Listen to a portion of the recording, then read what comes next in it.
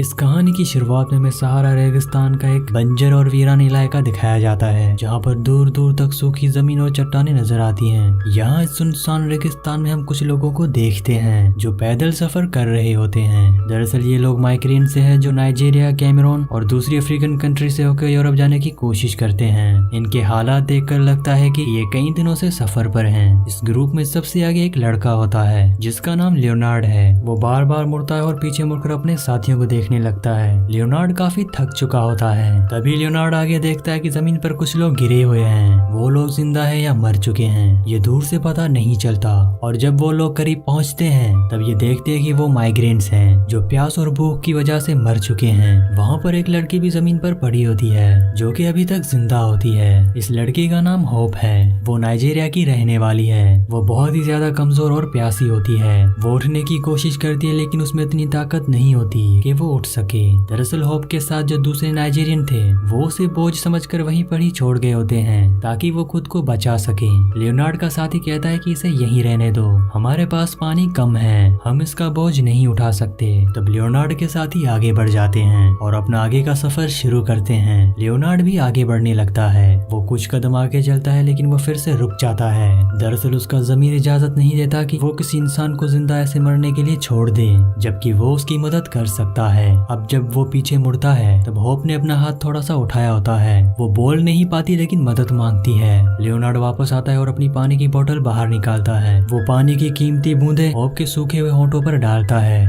पानी मिलते ही होप की आंखें खुलती हैं। वो घबरा कर लियोनार्ड का हाथ पकड़ लेती है। लियोनार्ड उसे अपने कंधे का सहारा देता है, उसे खड़ा करता है। वो उसे कहता है कि अगर यहाँ रुकी तो तुम मर जाओगी। ये दोनों अलग अलग कंट्रीज से हैं, इसीलिए ये एक दूसरे की लैंग्वेज नहीं समझते। ये दोनों घंटों तक चलते रहते हैं। सूरज की गर्मी इतनी ज्यादा होती है कि सांस लेना भी मुश्किल होता है। रात को ये लोग एक जगह पर रुकते हैं। लियोनार्ड अपने बैग से एक कपड़ा निकाल कर होप को देता है। अब अगले दिन ये अपना सफर फिर से शुरू करते हैं। चलते चलते ये दोनों अल्जीरिया के शहर तमानरास के करीब पहुंच जाते हैं। वहाँ पर माइग्रेंट्स का एक कैंप होता है जहाँ पर हजारों लोग छुपे हुए होते हैं। जब वो लोग कैंप के गेट पर पहुँचते हैं तो वहाँ कुछ लोग डंडे लेकर खड़े होते हैं। दरअसल ये लोग चेयरमैन के गार्ड हैं। चेयरमैन इस कैंप का लीडर और गुंडा है। गार्ड्स लियोनार्ड और होप को रोक लेते हैं। वो लोग लियोनार्ड को एक तरफ धक्का देते हैं और होप को पकड़ लेते हैं। लियोनार्ड उन्हें कहता है कि ये मेरे साथ है, इसे मत छुओ, लेकिन गार्ड्स उसे मारते हैं और ये कहते हैं कि ये यहाँ का कानून है, औरतें अलग रहेंगी। गार्ड्स होप को खींच कर ले जाते हैं। होप बार बार पीछे मुड़कर लियोनार्ड को देखने लगती है। उसकी आंखों में खौफ होता है लेकिन लियोनार्ड कुछ नहीं कर पाता।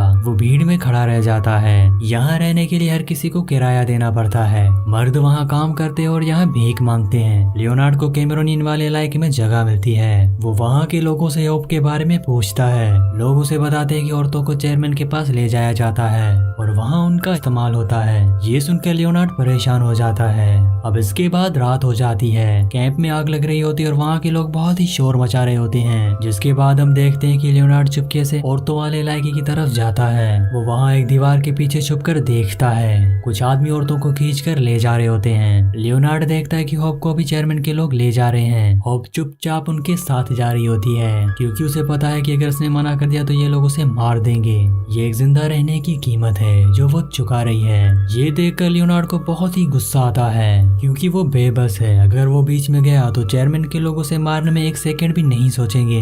अब लियोनार्ड अपने कैंप में वापस आ जाता है। वो पूरी रात सो नहीं पाता। अगली सुबह होप वापस आती है। उसे चलने में बहुत ही प्रॉब्लम हो रही होती है। लियोनार्ड भागकर उसके पास जाता है लेकिन होप लियोनार्ड से नजरें नहीं मिलाती। लियोनार्ड उसके पास बैठता है। वो अपने जेब से एक सूखी हुई रोटी निकालता है। वो बिना कुछ बोले वो रोटी होप के हाथ में रख देता है। होप उस रोटी को जानवरों की तरह खाने लगती है। लियोनार्ड बस उसे देखता रहता है। उसे होप पर काफी तरस आता है। दोस्तों वीडियो में आगे बढ़ने से पहले सबसे एक रिक्वेस्ट है, अगर आप लोग हमारे चैनल पर नए हैं तो सबसे पहले हमारे चैनल को सब्सक्राइब कीजिए और साथ में हमारी वीडियो को लाइक भी कीजिए। अब इसके बाद हम देखते हैं कि नाइजीरियंस और कैमरूनियन के बीच में टेंशन बढ़ने लगती है। यहाँ का चेयरमैन जो कि नाइजीरियन है वो अपने कंट्री के लोगों को सपोर्ट करता है क्योंकि होप नाइजीरियन है। इसीलिए चेयरमैन के लोग चाहते हैं कि वो लियोनार्ड को छोड़ दे। एक दिन चेयरमैन के गुंडे लियोनार्ड के पास आते हैं। वो लियोनार्ड को घेर लेते हैं और उसे धमकी देते हैं। इनमें से एक गुंडा कहता है कि तुम हमारी लड़की के साथ क्यों घूमते हो, उससे तुम दूर रहो वरना अच्छा नहीं होगा। लेकिन लियोनार्ड उनसे डरता नहीं है। वो कहता है कि हम साथ आए हैं, मैं उसे नहीं छोड़ सकता। ये सुनकर वो गुंडा लियोनार्ड के मुंह मुंह पर मुक्का मारता है, जिससे लियोनार्ड नीचे गिर जाता है और बाकी गुंडे उसके ऊपर टूट पड़ते हैं। वो उसे लातों और डंडों से बुरी तरह से मारते हैं। लियोनार्ड अपना सर बचाने की कोशिश करता है, उसका खून निकलने लगता है। लियोनार्ड काफी ज्यादा जख्मी हो चुका होता है। अब रात को होप लियोनार्ड के जख्मों पर पानी लगाती है। लियोनार्ड की आंख सूज गई होती है और उसके होंठ फट चुके होते हैं। अब इसके बाद रात को लियोनार्ड और होप वहां से चुपके से कैंप से निकलने की कोशिश करते हैं। वो गार्ड से बचते हुए कैंप की टूटी हुई दीवार तक पहुंचते हैं। ये दोनों दीवार पार करके बाहर निकल जाते हैं और सड़क की तरफ दौड़ते हैं। सड़क पर ट्रक्स गुजर रहे होते हैं जो कि नॉर्थ की तरफ जा रहे हैं। वो एक ट्रक ड्राइवर को रोकते हैं और उससे डील करते हैं। लियोनार्ड ड्राइवर को पैसे देता है। ये दोनों ट्रक के पीछे वाले हिस्से में चढ़ते हैं जहां सामान रखा होता है। ट्रक में और लोग भी होते हैं, इसलिए ट्रक में बहुत ही कम जगह होती है। अब ये ट्रक में अपने सफर में आगे बढ़ते जाते हैं। होप ठंड से कांपने लगती है। लियोनार्ड अपना जैकेट खोलता है और होप को अपने सीने से लगा लेता है ताकि उसे गर्मी मिले।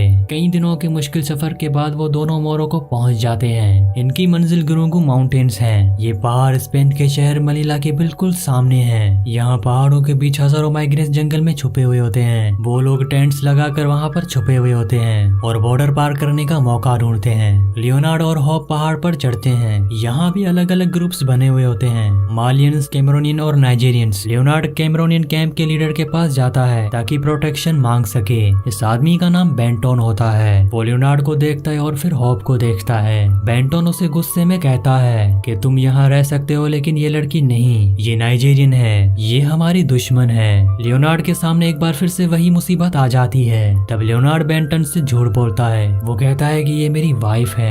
ये सुनकर सब लोग हैरान हो जाते हैं, पर बेंटोन लियोनार्ड को घूरता है, जिसके बाद वो कहता है कि ठीक है, अगर ये तुम्हारी बीवी है तो तुम इसे संभालो, लेकिन अगर उसने कोई गड़बड़ की तो हम इसे निकाल देंगे। लियोनार्ड और होप को रहने के लिए एक छोटा सा बंकर मिलता है। वो लोग प्लास्टिक की शीट और लकड़ियों से अपना टेंट बनाते हैं। अब ये दोनों हस्बैंड और वाइफ की तरह रहने लगते हैं। एक सीन में हम देखते हैं कि लियोनार्ड होप के बाल बना रहा है। होप लियोनार्ड से पूछती है कि जब हम यूरोप पहुंच जाएंगे तो क्या हम वहाँ भी साथ रहेंगे। लियोनार्ड उसकी आंखों में देखता है और कहता है कि हाँ, मैं तुम्हें कभी नहीं छोड़ूंगा। लेकिन अभी इनकी प्रॉब्लम्स खत्म नहीं होती, इन्हें खाने की कमी हो जाती है। एक दिन मोरक्को की पुलिस पहाड़ पर रेड मारती है। पुलिस वाले सभी टेंट्स को आग लगा देते हैं। लियोनार्ड और होप अपना सामान छोड़कर जंगल में भागते हैं। अब जब पुलिस वापस चली जाती है तो ये दोनों वापस आते हैं। वहाँ पर ये देखते हैं कि इनका टेंट अब जल चुका है। इनका सारा सामान राख बन चुका होता है। अब इन्हें समझ में आ जाता है कि यहाँ रहना सेफ नहीं है। इन्हें जल्द से जल्द स्पेन जाना होगा। लियोनार्ड पता लगाता है कि कुछ दलाल समंदर के रास्ते लोगों को भेज रहे हैं, लेकिन बोट की टिकट बहुत ही महंगी होती है और लियोनार्ड के पैसे अब खत्म हो चुके हैं। इस बात से लियोनार्ड काफी परेशान हो जाता है। उसे समझ नहीं आता कि वो अब क्या करे। तब होप उसके पास आती है। वो अपने गले से एक चांदी की चेन उतारती है। ये चेन उसकी माँ की आखिरी निशानी होती है, जिसे उसने हर मुसीबत में उसे बचाए रखा था। होप वो चेन लियोनार्ड के हाथ में रख देती है।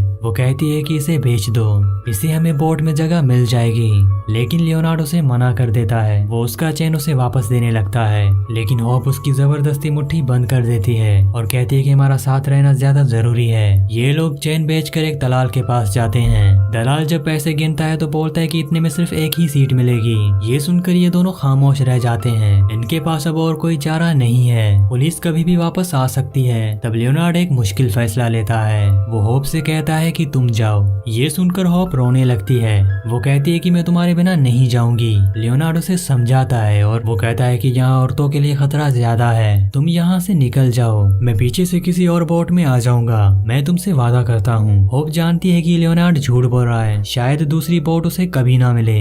दलाल कहता है कि जल्दी करो, बोट निकल रही है, जिसके बाद बोट वहाँ से निकल जाती है। लियोनार्ड किनारे पर खड़ा होकर बहुत ही रोता है। वो अब अकेला रह गया है। लेकिन तभी अचानक बोट का इंजन बंद हो जाता है। दलाल इंजन की रस्सी खोलता है, लेकिन इंजन नहीं स्टार्ट होती। दरअसल बोट में हद से ज्यादा लोग भरे हुए हैं, इसीलिए बोट पानी में नहीं चल पा रही होती।